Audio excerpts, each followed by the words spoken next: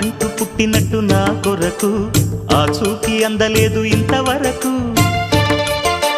వచ్చింది గాని ఈడు ఒంటి వరకు వేధించలేదు నన్ను జంట కొరకు.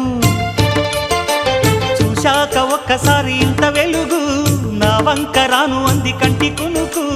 ఈ అల్లరి గారడి నీ లీల అనుకోనా, నీ పేరు ప్రేమ అవునా, ఇవాళే నిన్ను పోల్చుకున్నా.